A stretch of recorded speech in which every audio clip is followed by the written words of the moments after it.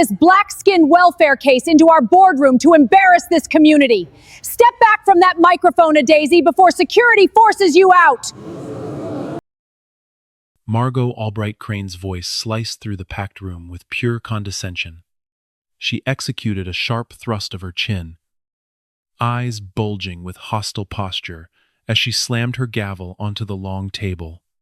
200 residents froze. Phones snapped up instantly. Ada Okonkwo-Reyes stood dead center in the aisle, maintaining a chilling, unhurried composure. She didn't flinch. She didn't argue. Look at you! People like you think a market rate title changes who you are. It doesn't. Security has been called to your unit 9 times in 3 weeks. You simply don't belong in this luxury tower. Margot grinned wide, signaling the guard with an aggressive hand sweep to invade Ada's personal space. But Ada just lifted a single black thumb drive an inch into the light. Her voice was low, level, the voice of a surgeon. You're right, Margot. The record speaks for itself. So before you throw out the director who runs the entire county's 911 emergency system, let's play the calls. Let's listen to your voice. Before we play these jaw-dropping recordings, if you've ever been underestimated or targeted in a place you had every legal right to be, comment below right now and tell me where you're watching from. Smash that subscribe button immediately. Because this high-stakes real estate conspiracy turns into a cold, calculated masterclass in systemic justice that you absolutely cannot afford to miss. To understand how a woman in pearls ended up exposed in front of 200 of her neighbors, you have to go back 3 weeks. To the morning, everything in this building still belonged to the Reyes family. Because it did belong to them. For one perfect morning, it was theirs. The movers had finished by 10. And by noon, the Reyes family stood in the middle of Unit 1408 of a luxury condominium tower called the Hawthorne. 14 floors up. A wall of glass facing the river. Light pouring in like something poured from a pitcher. Boxes everywhere. The good kind of chaos. Malik. Careful with that one. Baby. That's Pop's records. Ada said. But she was smiling when she said it. Her son, 9 years old and skinny as a fence post, was dragging a box twice his width across the floor with the grim determination of a man moving a piano, Joseph Okonkwo, called Pop by everyone who mattered, lowered himself into the one chair they had assembled, and looked out at the river for a long moment. He pulled his pocket watch from his vest, the old Union engraved one, checked it against the kitchen clock, and gave a small, satisfied nod, as if time itself had finally arrived somewhere good. 40 years on the railroad, he said quietly. And I never lived any place where the window was the best thing in the room. He looked at his daughter. You did good. Ada, you did real good. Ada crossed the room and kissed the top of his head. We did good. Pope, she had earned this. 12 years, answering 911 calls. The heart attacks. The house fires, the worst nights of strangers' lives, and then the long climb to running the floor, then the whole center, director of emergency communications for the entire county. She had spent her career being the calm voice in other people's catastrophes. This apartment, this light, this river, this was supposed to be the place where, for once, nothing went wrong. The doorbell rang at 12:40. Crisp. Electronic. Twice. A woman stood in the hallway with a clipboard and a lanyard and a string of pearls. Behind her, a uniformed building security guard with his thumbs hooked in his belt. Margaret Crane, the woman said, extending a cool, dry hand. President of the Homeowners Association. I like to welcome new owners personally. Her eyes moved past Ada, into the apartment. Cataloging. The boxes. Pop in his chair. Malik froze a mitrach. Settling in. I see. We are. Thank you. I'm Ada. She did not invite them in. Just a few housekeeping items. Margot clicked her pen. The Hawthorne is a mixed-income community. As I'm sure you were told, we're very proud of it. We're also very particular. Quiet hours begin at 9. The amenity floor requires reservations. And we ask all residents to keep moving activity to the freight elevator. Her gaze flicked, almost imperceptibly, to Malik's box. To the dolly in the hall. I assume your unit is one of the affordability units. The word landed exactly where it was aimed. It's a market rate unit. Ada said evenly. 14th floor. Riverside. We paid the same as everyone else on this hall. Of course you did. Margot said. In the voice people use when they mean the opposite. She smiled and clicked her pen closed. Welcome to the Hawthorne. She turned and was gone. The guard trailing after her. And the hallway door sealed with a soft, expensive click. Pop watched the door for a moment. I've met 1,000 of her, he said. Different face. Same pearls. She's nobody. Ada said. It's a board. I run a dispatch center for 400,000 people. I think I can survive a homeowners association. She would remember saying that. The first call came 2 days later. At 6:15 in the morning, Ada was awake. She was always awake before the building was. She stood at the glass with a cup of coffee, watching the river turn from black to pewter to silver. Malik was still asleep. Pop was in the kitchen, frying eggs, the way he had fried eggs for 60 years. Low and slow. Humming something old. The knock was hard. 3 blows. Evenly spaced. The knock of someone who has been told they have authority. 2 police officers stood in the hallway. Behind them. Down the hall by the elevator. Margot Crane stood in a robe with her arms crossed and her phone in her hand. Mom, the older officer said. We received a 911 call reporting a domestic disturbance at this unit. Shouting. Possible assault in progress. Ada felt the cold drop into her stomach. The specific cold she knew from 1,000 calls taken from the other side of the line. Officer, there's no disturbance here, she said. My father is making breakfast. My son is asleep. You're welcome to listen for yourselves. We'll need to speak with everyone in the unit. Separately. His eyes moved past her. The same way Margot's had. Scanning. Sir. Can you step out into the hall? Please. Pop came to the door. Spatula still in his hand. And Ada watched something happen in her father's face that she had spent her whole life trying to keep him from feeling. The careful, practiced stillness of a black man making himself small and slow and unthreatening in front of 2 armed strangers. At 79 years old. In his own home. Of course. Officer, Pop said softly, and set the spatula down on the hall table, and raised his open hands. It took 11 minutes. They separated them.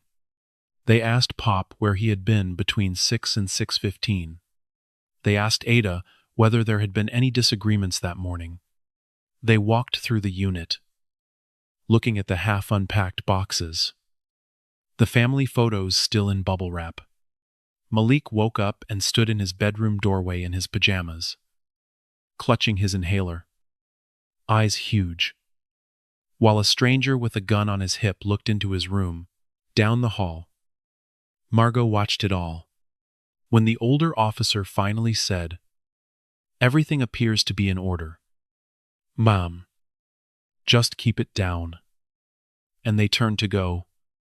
Ada met Margot's eyes across 40 feet of carpet. Margot did not look away. Her mouth curved, just slightly, into something almost like a smile. Then she turned and went back into her unit. And the door sealed with that soft, expensive click. The family stood in their living room in the gray morning light. Pop picked his spatula back up. The eggs had burned. Pop. Ada started. "It's all right," he said. But his hands, she saw, were not quite steady, and he held them flat against the counter so she wouldn't see. "It's all right. Baby. Let's eat." But the eggs were ruined. And so was the morning. And so, Ada understood with a clarity that frightened her, was the simple, ordinary peace she had paid for. Something precious had been stolen from them in 11 minutes. The right to wake up in their own home without proving they deserved to be there. The calls did not stop. That was the thing Ada would try. Laughter. To make people understand. It was never one call. It was the accumulation, the relentlessness, the way each one was just plausible enough to require a response, and just absurd enough to be unmistakable. Day 3. A suspicious person call when Pop walked to the lobby to collect the mail. 2 officers met a 79-year-old man at the mailboxes and asked for his identification while he stood holding a stack of grocery circulars. Day 4.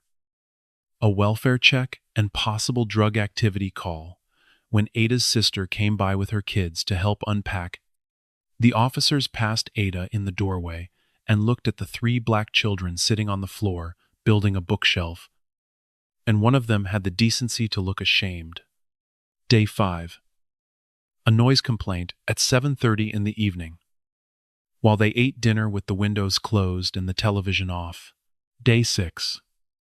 A report that someone was tampering with units, filed 3 minutes after Malik rode the elevator down to the amenity floor to look at the pool. By the end of the first week, Ada had stood in her own doorway and explained herself to police officers 6 separate times. And she knew, she of all people knew, exactly what was happening to her on the inside of that system. She knew that somewhere in a dispatch center, a call taker was creating an incident record every single time. She knew that an address accumulates a history. She knew that the 7th officer to come to your door reads the 6 calls that came before and arrives already believing there is smoke. Because there has been so much smoke, she had trained people in exactly this. She had warned them about exactly this. She was watching her own home be turned into a problem address, 1 call at a time, by an expert. "This isn't random," Ada said that night, standing at the dark window with Pop. "She's not crazy. She's not even angry. She's building a record, building it for what Pop asked." Ada watched the lights of the city smear across the river. "I don't know yet," she said, "but I'm going to find out. And I'm going to do it the right way. We document everything. Every call. Every time. Every word. We write it down. We stay calm. We give her nothing she can use."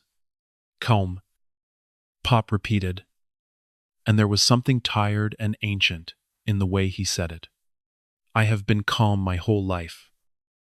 Ada, calm is what they let you have instead of justice." She turned and looked at her father, and for a moment she had no answer for him at all. The next morning, Ada did something she had told herself she would not do. She used what she knew, not her authority. She was scrupulous about that. Almost painfully so. She did not call anyone at the center and ask for a favor. She did not pull a record she wasn't entitled to. She knew exactly how that story ended. A black woman with power, accused of abusing it. The headline writing itself. Instead, she used something no one could take from her. Her understanding of the machine, She sat at the kitchen island with her county-issued laptop closed and a legal pad open, and she reconstructed it the way she would coach a new supervisor to reconstruct a bad shift. Every call to the Hawthorns' address that she had personally witnessed. The time, the stated complaint, who responded, how long it took, what was said. She built a timeline in her own neat hand. And then she did the thing that made her good at her job. She looked for the pattern underneath the pattern, and there it was. Every call had come from a cell phone. Every call had described her family in the specific language that triggers priority response. In progress. Possible weapon. I'm scared. And every call had come within minutes of one of them simply existing in a shared space. The mailroom, the elevator, the amenity floor, the lobby. They were not random. They were triggered. Someone was watching. And the watching was the trigger. She can see us, Ada said slowly. And then she stood up and walked to the window and looked at the building across the inner courtyard, the other wing of the Hawthorn, wrapping around the shared garden in an L. From certain units, you could see directly across into the mailroom's glass wall, the lobby, the path to the amenity elevator. She's not guessing when to call, Ada said. She's seeing us move. And then she's calling. She's using the building's own sight lines. Malik, doing homework at the counter, looked up. Like a lookout, Ada looked at her 9-year-old son and felt something twist in her chest. Yeah, baby, she said quietly, like a lookout. That afternoon, the second front opened. A notice appeared, taped to their door. On association letterhead, notice of covenant violations, 3 citations, a doormat deemed non-conforming, a bicycle, Malik's bicycle, improperly stored on their own balcony, and a noise infraction dated to the evening of the silent dinner. Ada peeled it off the door and read it twice. Her face a careful mask. Down the hall, a second notice was already going up on the door of the only other black household on the floor, the Ashebis. A young couple Ada had met exactly once, in the elevator, and down the hall from them, a third, on the door of an elderly Vietnamese man named Mr. Trin, who waved at Malik every morning. She's not just doing it to us, Ada said. She stood in the hallway, holding the notice. And for the first time, she felt the shape of the thing she was up against. She's doing it to everyone she's decided doesn't belong. She's using the board the same way she's using 911. They're both just systems she's learned to point at people. She started keeping a folder. Then 2. Then a banker's box. Pop took it on as a job. The way he took everything on as a job. Every morning he sat by the window with his pocket watch and his reading glasses and a yellow pad. And he logged the exact minute a patrol car pulled into the visitor circle, the exact minute it left, which neighbor's curtain moved. He had the patience of a man who had spent 40 years waiting for trains, and he turned that patience into a weapon. Line by careful line. She thinks we'll get tired, Pop said one evening, capping his pen. She thinks we'll get loud, or we'll get scared, or we'll just leave. She's done this before. You can tell. She's got the rhythm of somebody who's done this before and won. How do you know she's won? Before Ada asked. Pop tapped the side of his nose. Because she's not nervous, he said. A person doing this for the first time is nervous. She's enjoying it. That's a woman who's collected scalps. He was right. Ada knew he was right. And it was Pop, in the end, who found the first real thread, not through any system, but through the oldest network there is. He went down to the loading dock and made friends with the building's maintenance men. It took him 4 days. Pop was good at this. He was a union man to the bone. And he knew that the people who actually keep a building alive, the porters, the maintenance crew, the overnight desk staff, see everything and are paid to say nothing. He brought them coffee. He talked railroads with the older one, a man named Reuben, who had a brother who had worked the yards, and on the 4th day, leaning against a stack of pallets, Reuben told him something that made Pop go very still. "You're not the first," Reuben said quietly, not looking at him. "Family that was here before you. The Williamses. Nice people. Owned 1408 before you. She did the same thing to them. Calls. Notices. The works. Wore them down in 5 months. They sold." He paused. "They sold cheap, in a hurry, to get out." "Sold to who?" Pop asked. Reuben finally looked at him. "That's the thing nobody talks about," he said. "Some company, some LLC, bought it at a fire sale price, and then turned around and put it on one of those short-term rental sites for 6 months before your people bought it." He shook his head. "Funny thing about that LLC. The mail for it comes to the building, goes to a unit on the 19th floor. Pop felt the pocket watch tick against his ribs. "Whose unit?"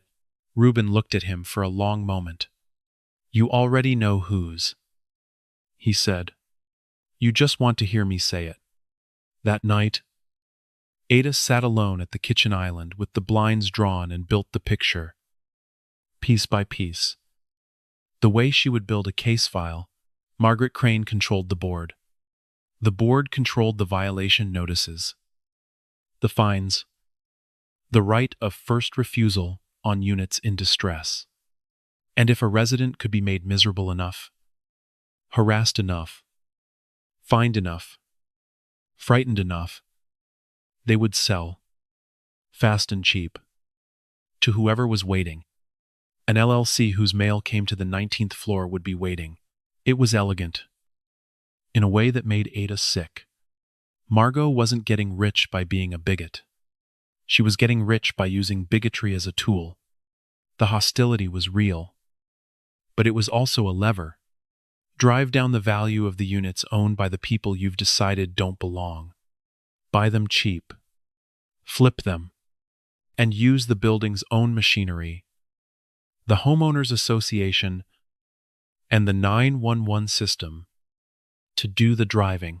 But none of it worked without one more piece.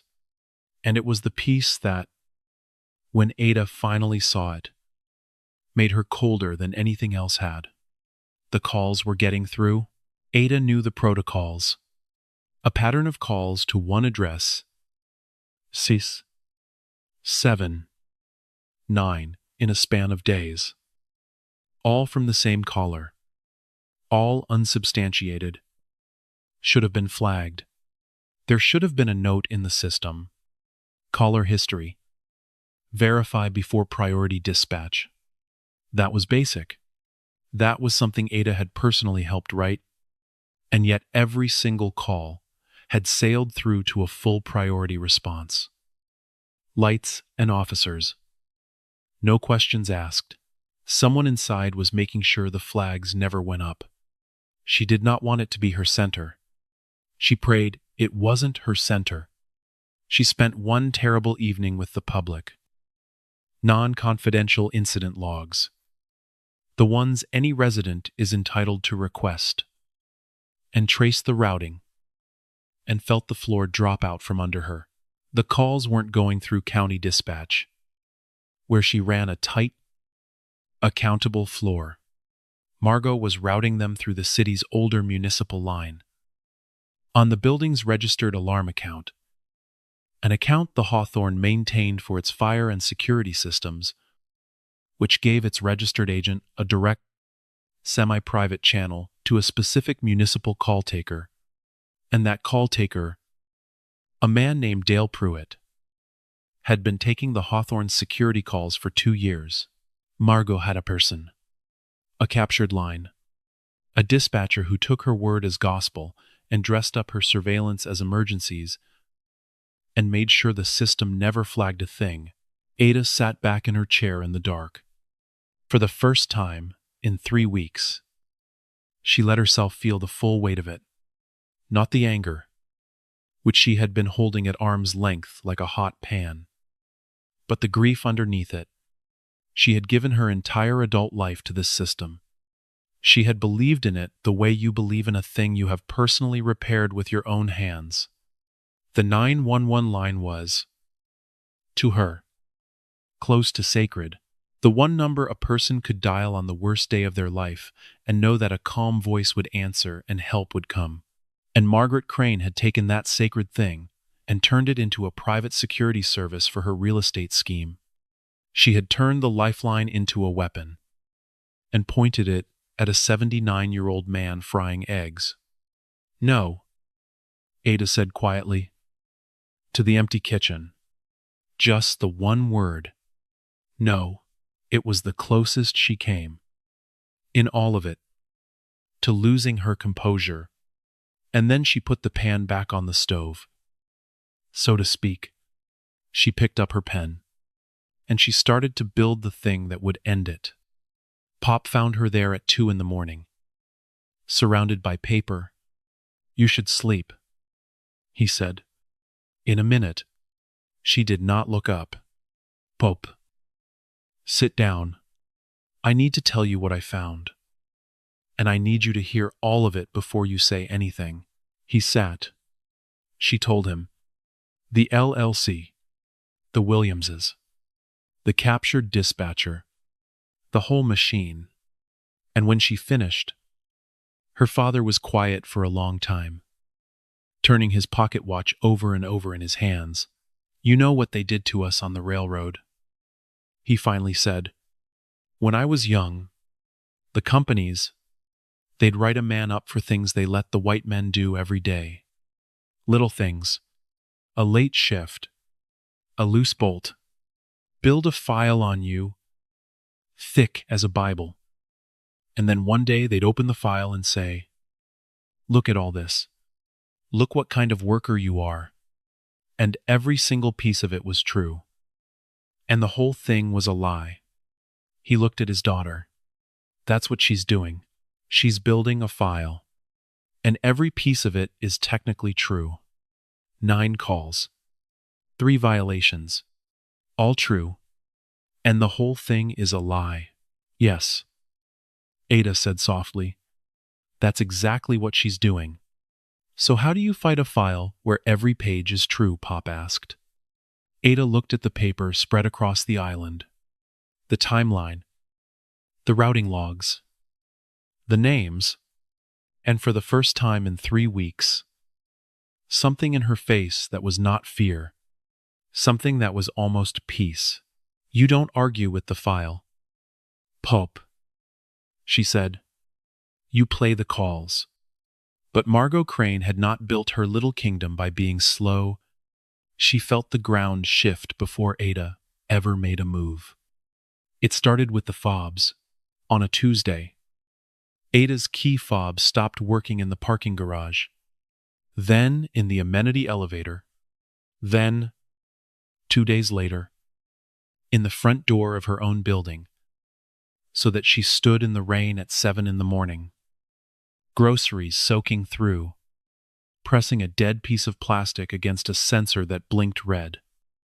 Red. Until a neighbor finally let her in out of pity. She went to the management office. The young man behind the desk would not meet her eyes. There was a security recoding, he said. Board directive. Some fobs got deactivated by mistake.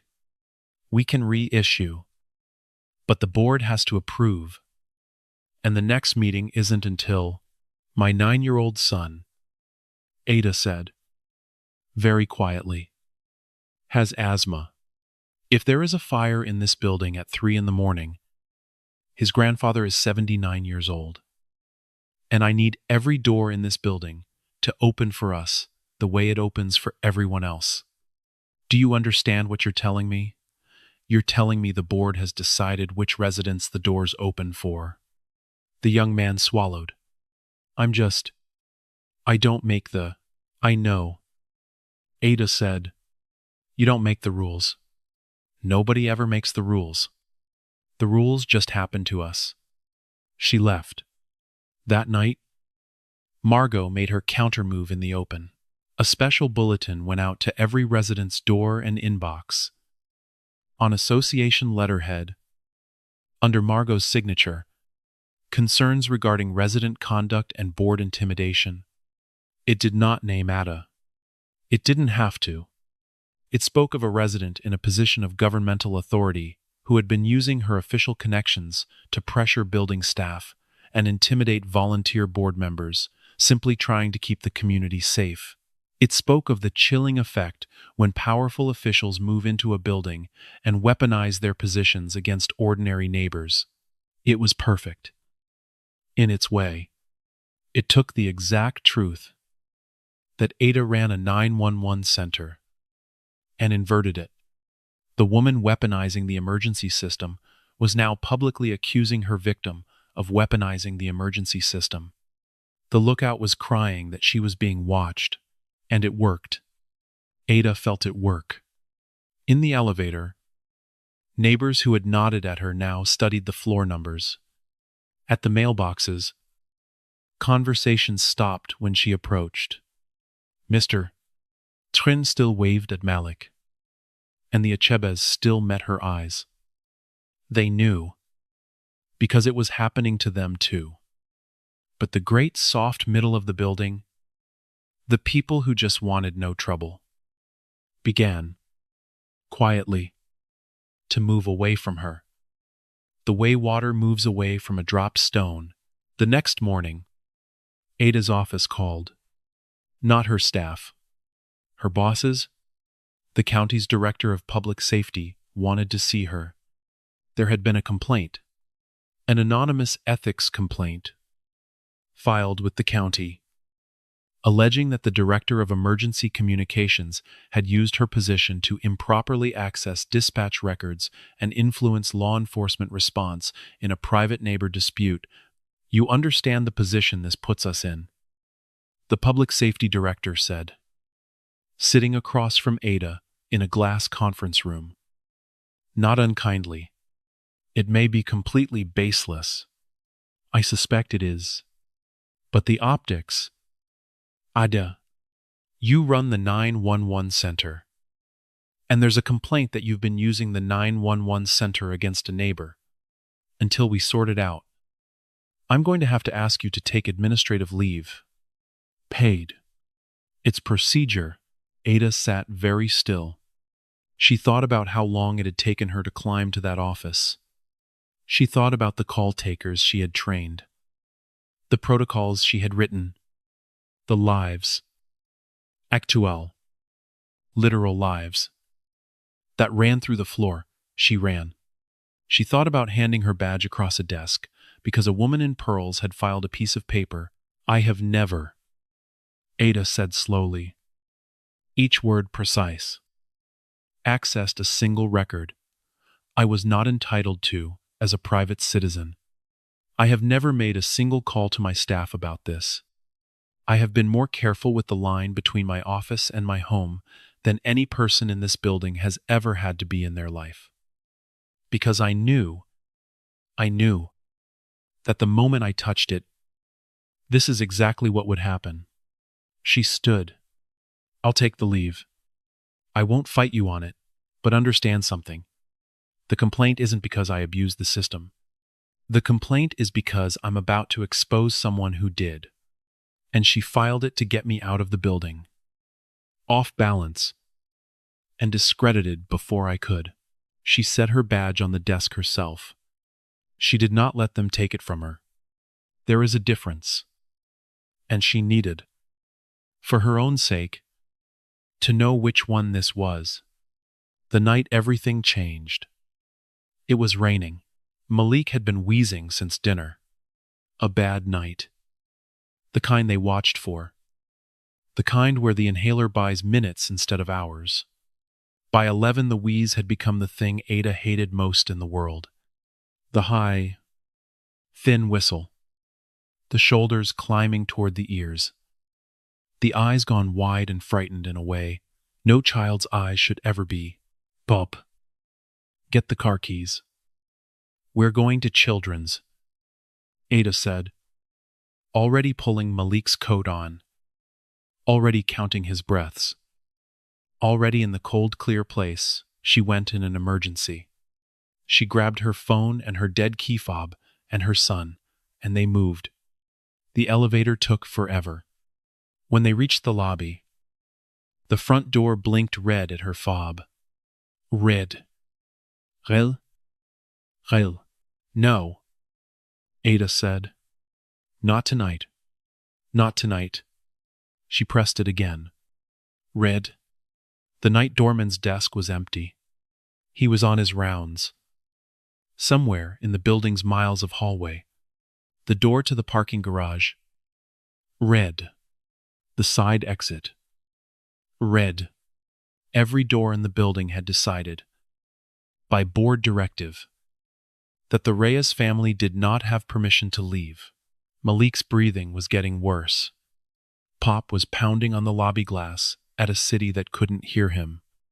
And Ada, the woman who ran 911 for 400,000 people, did the thing she had told 10,000 callers to do. She dialed the 3 numbers herself. 911. What's the address of your emergency? This is the Hawthorne. 1422, Riverside. I have a 9-year-old in respiratory distress. Asthma attack. We cannot get out of the building. The doors are. Ada's voice. For the first time in 3 weeks. For the first time, maybe in years. Cracked. Please. Please send someone. My son can't breathe and I can't get him out. And here is the thing Ada would carry for the rest of her life. The voice on the other end was calm. And kind. And fast. And good. Some stranger. Some call taker she would never meet. Had the job exactly the way Ada had spent her career teaching people to do it. Stay with me. Help is coming. Is he able to speak? Keep him sitting upright. They're 4 minutes out. Stay with me. The paramedics had to force the lobby door. They came through the rain with their bags and their certainty, and they got to Malik, and they were, all of them, magnificent. The nebulizer, the mask, the slow easing of the whistle into something like a breath. By the time they had him stable on the lobby floor, Ada was on her knees beside her son, with her forehead pressed to his and tears running freely down her face. And Pop stood over them both, with his hand on Ada's shoulder. And the rain hammered the glass. And the front door, the door that would not open for them, stood propped wide where the firefighters had jammed it. The paramedic, a young woman with kind eyes, looked at the dead fob still clutched in Ada's hand, and at the red blinking sensor, and she understood without being told. The door wouldn't let you out, she said quietly. It was not a question. No, Ada said. It wouldn't. The young paramedic was very still for a moment. Then she said, in the flat, careful voice of a professional documenting something that should never have happened, I'm going to note that in my run report, every word of it, the door, the fob, all of it, you're going to want that report. You understand me, you're going to want it. And you can request it. She squeezed Ada's hand. Get your boy to the hospital, and then get whoever did this, in the ambulance, with Malik finally breathing. Finally safe. Ada looked down at the dead piece of plastic in her palm. The fob aboard had switched off to make her feel unwelcome. And she understood that Margaret Crane had crossed a line that could not be uncrossed. This was no longer about belonging. A child had nearly suffocated behind a locked door because a woman in pearls wanted to make a family feel small. Ada closed her hand around the fob until the edges bit into her skin. "Pulp," she said quietly. "I know," her father said. "It ends now. All of it. Not just for us. For the Williamses. For the Achebes. For Mr. Ching. For whoever she does it to next." Ada looked at her father in the swaying red light of the ambulance. "I'm not going to argue with her file anymore. I'm going to open it in front of the whole building. And I'm going to play the calls. And I'm going to let 200 people hear exactly what she turned the emergency line into." Malik came home from the hospital the next afternoon, pale and tired, but breathing easy. And Ada put him to bed, and then sat down at the kitchen island and went to war, the only way she knew how. Through the front door of the law. In broad daylight. With nothing hidden. She did not use her office. She wanted to be able to swear. Under oath. In front of God and a judge and 200 neighbors. That she had not touched a single thing she wasn't entitled to as an ordinary citizen. So she did what any ordinary citizen can do. And what almost no one knows they can do. She filed public records requests. In her state. 911. Audio and computer-aided dispatch logs are public records. A private citizen can request the recordings of calls made about their own address. Ada knew the law cold. Better than the city's records officer, who tried twice to tell her the recordings were exempt. Until Ada cited the statute, the subsection, and the 2 appellate cases that said otherwise, all from memory. In a voice as calm as still water, she requested every 911 recording associated with the Hawthorne's address and registered alarm account for the previous 90 days. She requested the dispatch logs. She requested the paramedics' run report from the night of Malik's attack, the one the young paramedic had promised to write, and had written. Every word of it. And she retained a lawyer. Not a friend. Not a favor. A civil rights firm. The kind that takes pattern and practice cases. The kind whose name makes institutions nervous. A sharp young attorney named Priya Banerjee, who listened to the whole story without interrupting, and then said only, "She locked a child behind a door. Get me those recordings, and I will end her." The recordings came back in 11 days. On a county thumb drive. In a plain envelope, Ada sat alone that night with her headphones on. The same brand of headset she had worn for 12 years on the floor. And she listened to Margaret Crane commit her crimes in her own voice. One call at a time. There was Margot. At 6:09 in the morning, in a voice trembling with manufactured fear, "There's screaming. I think he's hurting someone. Please hurry. It's the family in 1408. I'm so scared." While in the background, faint but unmistakable, you could hear birdsong and a quiet street, and absolutely no screaming at all. There was Margot describing Pop, 79 years old, in a cardigan, collecting circulars, as a suspicious male, possibly armed, casing the mailboxes. There was Margot. And this was the one that made Ada take the headphones off and sit in silence for a full minute. Calling in the drug activity on the day Ada's sister visited with her kids, and saying, when the call taker asked what made her think it was drugs, "Well, you can just tell. Can't you? The type? You know the type. You know the type." In her own voice. Recorded. Time-stamped. Forever.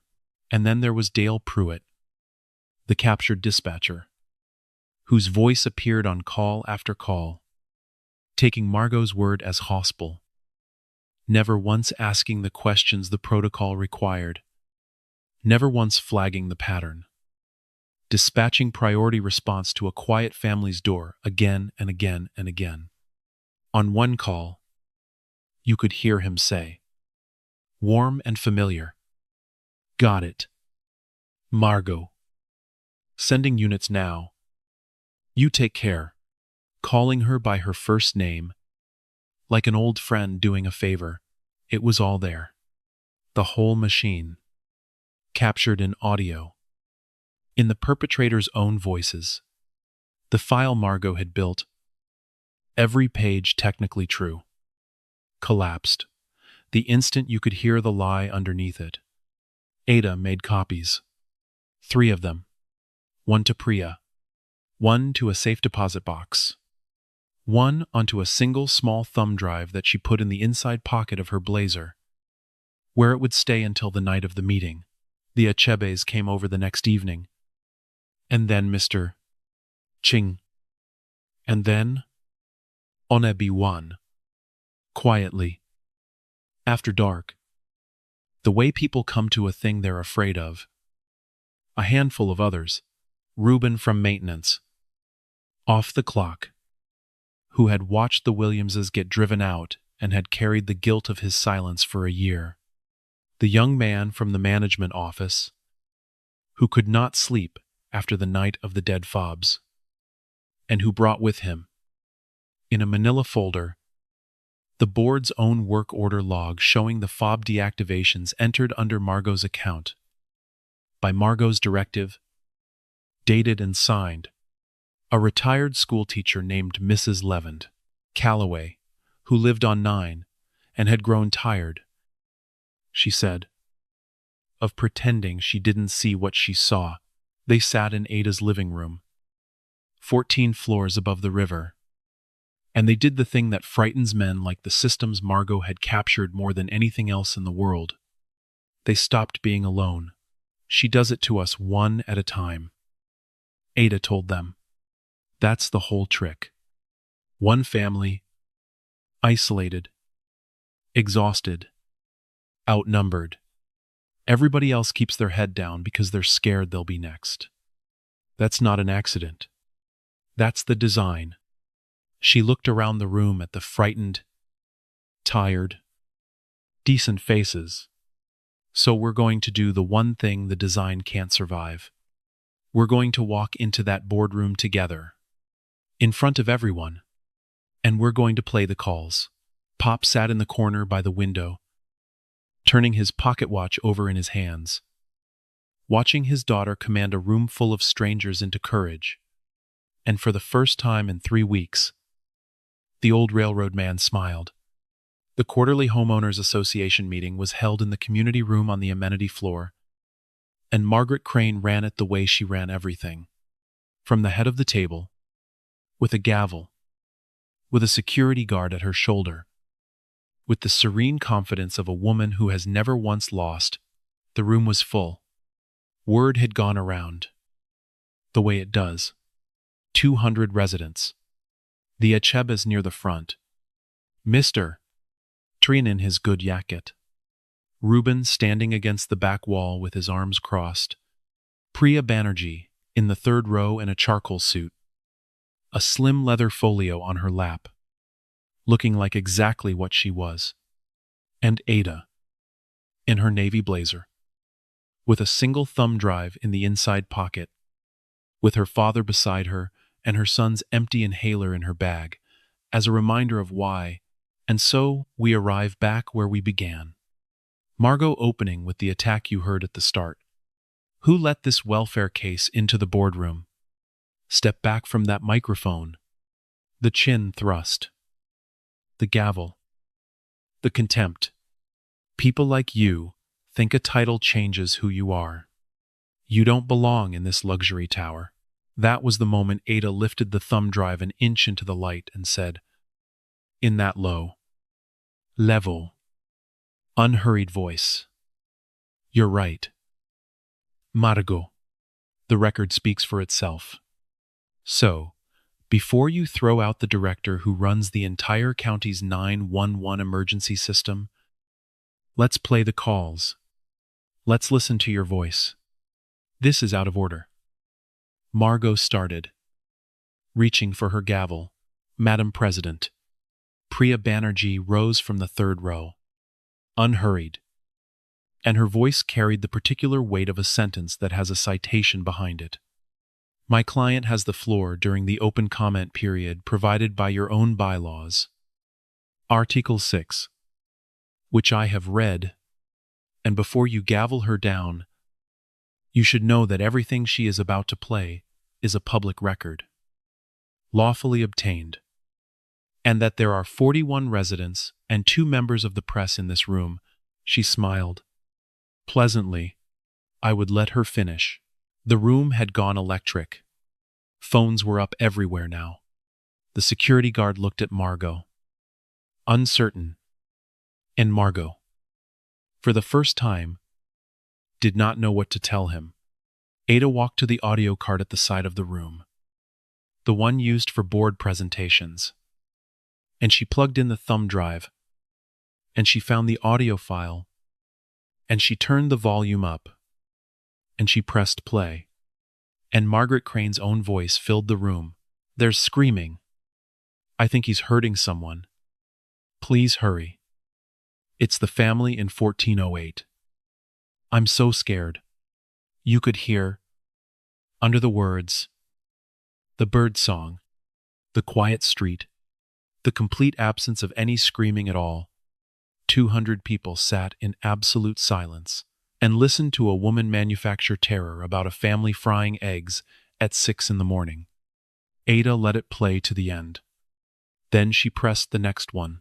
There's a suspicious male, possibly armed, casing the mailboxes. That was my father, Ada said quietly into the microphone. 79 years old, collecting the grocery circulars, in a cardigan. She pressed the next one. She played them in order. The burglary, that was a family building a bookshelf. The drug activity, that was children doing homework. And then she played the one she had saved. And she watched the room as it came. Margot's recorded voice, light and certain. Well, you can just tell, can't you? The type. You know the type. The silence that followed was the loudest thing Ada had ever heard. 200 people turned, slowly, and looked at Margaret Crane. Margaret Crane did what cornered people do. She abandoned the mask, because it was the only thing she had left. You think a few edited recordings change anything, she said? And her voice had lost all its honey now. It had gone high and tight and ugly. This building had standards before people like you started moving in. Standards. Property values. A certain kind of community. You can dress it up with a fancy title and a navy suit. But everyone in this room knows what changes when. Finish the sentence. Margaret, Ada said. The room held its breath. Margot's mouth worked. Some last thread of self-preservation stopped her. Even now. But she didn't have to finish it. The recording had finished it for her. You know the type. It hung in the air over the whole room, in her own voice. And no amount of pearls could pull it back. There was nothing edited, Ada said. Into the silence. Still calm. Still level. Those are the complete, unaltered 911 recordings. Obtained through a public records request that any person in this room is entitled to file. The county can authenticate every one. I would never alter a recording. I have spent my life protecting the integrity of that line. She turned to the room. But the calls aren't even the worst of it. The calls are just the weapon. I want to show you what the weapon was for. She nodded to Priya, who opened her leather folio and rose. My name is Priya Banerjee. I represent the Reyes family, and I am about to represent a great many of you. She lifted the first document. This is the chain of title for Unit 1408. The Reyes family's home. Before them, it was owned by the Williams family, who, after 5 months of exactly the harassment you have just heard, sold their home at 31% below market value in a distress sale to a limited liability company called Riverbend Holdings. She lifted the next document. This is the registered agent filing for Riverbend Holdings. The mailing address is Unit 1908 of this building. She paused. Unit 1908 is owned by Margaret Albright Crane. A sound went through the room. A low, collective intake of breath. This is not the only one. Priya continued. And now she laid out a row of documents, like a dealer laying down cards. Riverbend Holdings has acquired 4 distressed units in this building in 2 years. In every single case, the seller was a resident who had been subjected to a documented campaign of association violations and repeated police calls. In every single case, the seller was a person of color or an elderly resident on a fixed income. And in every single case, the units were relisted on short-term rental platforms at a substantial profit. In direct violation of this building's own bylaws, the bylaws Margaret Crane is sworn to enforce, Priya let it sit. Then she delivered the line that turned a scandal into a crime. This is not a bigoted neighbor, she said. This is a real estate fraud scheme that used bigotry as a tool. She drove down the value of units owned by the people she had decided didn't belong here, using harassment and a captured emergency line, so that her shell company could buy them cheap.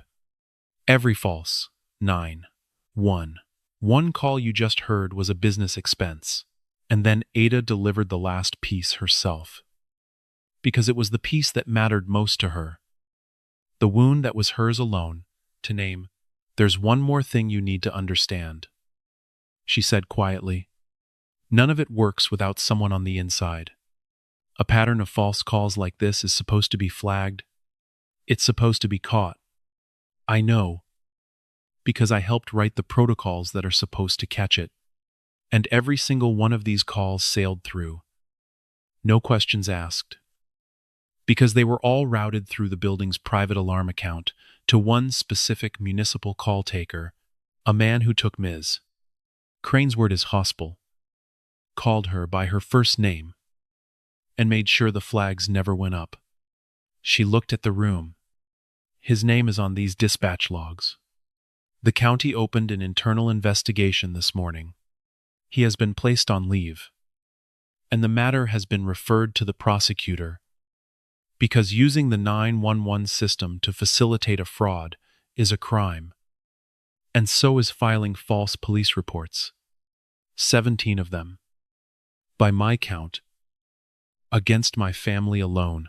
She set the thumb drive down on the audio cart. I run the emergency line for this county. Ada said, it is, to me, close to sacred. It is the one number a person can dial on the worst night of their life and know that a calm voice will answer and help will come. 3 weeks ago, my 9-year-old son couldn't breathe, and I dialed those 3 numbers from the lobby of my own building because the doors this board deactivated would not let me carry him out. A stranger answered, and that stranger was kind and fast and good, and saved my child. Her voice did not break, but it came very close. And the closeness was its own kind of power. That is what the line is for. Margaret Crane turned it into her private security service for a real estate scam. She turned the lifeline into a weapon and pointed it at my father, and at the Williamses, and at the Ashibas, and at Mr. Ching, and at a 9-year-old boy with asthma. She paused. I will spend the rest of my career making sure she never gets to do it again. and neither does anyone else. It did not end with a fist fight. It did not end with handcuffs in a driveway. It ended the way real accountability ends. Slower, heavier, and far more total. That night, the board called an emergency vote and removed Margaret Crane as president, then removed her from the board entirely, with only the security guard abstaining. And even he, in the end, raised his hand. The Ashabeza's fines were voided. Mr. Trin's violations were stricken from the record. The fob deactivations were reversed before anyone went home, so that every door in the Hawthorne opened. That night and every night after, for every family that lived there. But the board's vote was the smallest of the consequences. Priya Banerjee filed a civil suit within the week. For the Reyes family, for the Achabes, for the Williamses, who were tracked down in their new apartment across town and who wept, the husband said, not because of the money, but because someone had finally believed them. The suit named Margaret Crane and Riverbend Holdings, and it sought every dollar of profit she had made from every distressed unit. And the courts began the long machinery of unwinding her scheme, unit by unit, with the goal of making the Williamses whole and selling Crane's own holdings to do it. The county prosecutor took the case the day after the meeting. Filing a false police report is a crime. Margaret Crane had filed at least 17. Using the emergency communications system to facilitate a fraud is a crime. The short-term rental income, run through a shell company and never declared to the building or, it turned out, fully to the tax authorities. Open doors. Margaret Crane had never imagined opening. The woman who had spent 2 years turning the legal system into her private weapon discovered, slowly, and then all at once, what it feels like to be on the other end of it. And Dale Pruitt, the captured dispatcher, was decertified. The internal investigation Ada had triggered found exactly what she knew it would find: a pattern of calls accepted without verification, protocols ignored. A public servant who had quietly decided that some callers were more credible than others and some addresses more suspicious by default. He lost his certification, and then his job, and the matter went to the prosecutor with the rest. It gave Ada no joy. It gave her something heavier and more important than joy: the knowledge that the line had been made clean again 3 weeks after the meeting. The county's public safety director called Ada back into the glass conference room. This time, he slid her badge across the table toward her, instead of taking it. The ethics complaint was dismissed in full. He said, "There was never anything to it. And now everyone knows there was never anything to it. You were the one person in this whole mess who never once touched the line you weren't supposed to touch." He paused, and then he said the thing Ada had not expected. "The board, the county board, wants to talk to you about something. The way these calls got through, the captured account, the address that became a problem because one person kept calling, the flags that should have gone up and didn't. They want to know how to make sure it never happens again, anywhere in the county. And frankly, Ada, there's nobody alive who understands that machine better than you do." He looked at her. "They want you to design the fix." So she did. She called it the Verified Response and Pattern Integrity Protocol. And within a year, it was policy across the entire county. And within 2, it had been copied by 3 others. It was not complicated. The best fixes never are. When a single caller or a single address generated a pattern of unsubstantiated high-priority calls, the system flagged it automatically, and a supervisor reviewed it before the next lights and sirens response went out the door. Registered alarm accounts could no longer be used as a private back channel to a single friendly call taker. Every call was logged. routed, and audited the same way. For everyone. And this was the part Ada fought hardest for. And won. Call takers were trained, formally and repeatedly, on the precise mechanism by which a 911 system can be turned into a weapon against the very people it exists to protect. They were taught to hear "you can just tell, can't you?" the type for exactly what it is. She testified before the county commission to get it passed. She did not raise her voice once. She simply played the calls. Margaret Crane's own voice. Bird song underneath. The type. You know the type. And then she said, "This is what an unflagged pattern sounds like. This is the cost of a system that believes some callers and doubts some addresses. We can build a system that protects everyone. Or we can keep building files on people that are technically true and entirely a lie. I have buried too many real emergencies under fake ones to let this stand." The commission passed it unanimously. And then the county did one more thing. And it was the thing that made Pop, watching from the gallery, take out his pocket watch and hold it tight. They named it, not after Ada. She refused that. Flatly. They named the Residence Protection Ordinance that grew out of the civil suit. The one that made it illegal to weaponize a homeowners association against protected residents to manipulate property values. After the family who had been driven out first and believed last, they called it the Williams Ordinance. Months later, on a warm evening in early summer, the Hawthorne held a different kind of gathering on the amenity floor. No gavel, no clipboard, no security guard at anyone's shoulder. Someone had brought a grill out to the terrace. And someone else, a cooler. And the children of the building, Malik among them, breathing easy, sketching the skyline in a notebook balanced on his knees, ran in a loose pack between the planters while the light went gold and then rose over the river. The Akabes were there. Mr. Ching, who had taught half the building to fold paper cranes that spring. Heuben, off the clock. A drink in his hand, and the guilt finally gone from his shoulders. Mrs. Calloway from 9, the young man from the management office, who had a new job now and stood a little taller. And the Williamses, invited as guests of honor, returned not to live, but to be welcomed. Properly.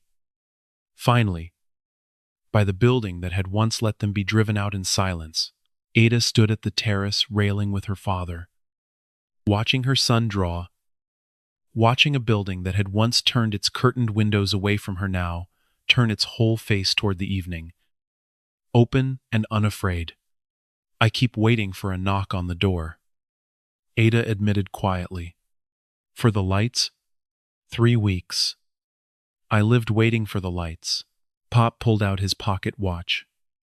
The Union engraved one. The one that had counted every wasted minute of those 3 weeks. Every patrol car logged in his careful hand. And he turned it over once in the gold light. And then he closed Ada's fingers around it. "Keep it," he said. "Pope. That's I know what it is," he said. 40 years. That watch counted other men's schedules, their trains, their time. Then it counted all those nights I sat by that window, logging her lies, waiting. He looked at his daughter, and his eyes were wet, and his voice was very steady. "I spent my whole life being told to be calm. And I told you, that night, calm is what they let you have instead of justice. I was wrong. Ada, I was wrong about my own daughter." He nodded toward the gathering. The open doors. The boy drawing skyscrapers. The ordinance with the Williams name on it. "You were calm, and you got justice. You didn't trade one for the other. You took both. I didn't know you could do that. I lived 79 years, and I didn't know a person could do that. Ada closed her hand around the watch. A neighbor called across the terrace, asking if she would say something. The talk quieted, and Ada Okonkwo Reyes, who had spent 12 years as the calm voice on the worst night of strangers' lives, and 3 weeks as the caller no one believed, stood at the railing of a building that had tried to grind her down, and said what she had come to say. When we moved in, she began, I was told this was a building with standards, and I want to tell you tonight what I've learned. A standard actually is. She looked around at the faces. A standard isn't a pair of pearls or a property value. It isn't deciding who belongs and who's suspicious by default. Margaret Crane had a standard, and her standard was that some people get to call for help and be believed, and other people get a file built on them that's technically true and entirely a lie. She paused. I have spent my whole life answering the line, and I will tell you the only standard that has ever mattered to me. When a frightened person dials those 3 numbers on the worst night of their life, a calm voice answers, and help comes. And it comes the same way. For everyone.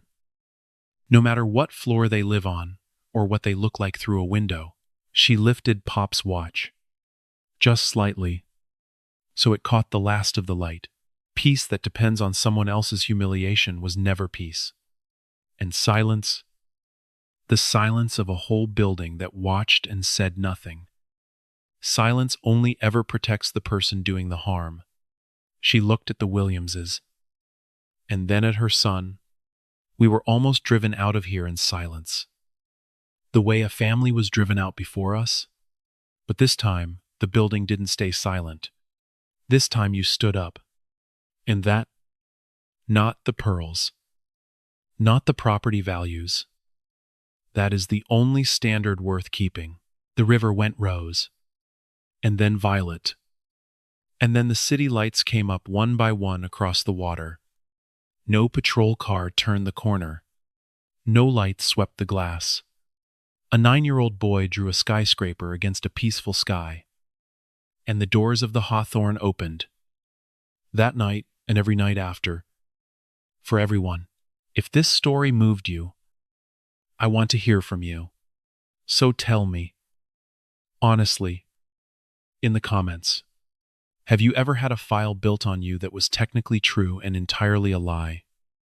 A moment where someone used the rules themselves as a weapon against you? And what would you have done if you had been a neighbor in that building? Watching it happen through your window, would you have stayed silent? Or would you have stood up, like this video, to help it reach the next person who needs to hear it? And subscribe so you don't miss the next story. I've picked 2 more right there on the screen, chosen just for you. Take care of yourself, and be the neighbor who stands up.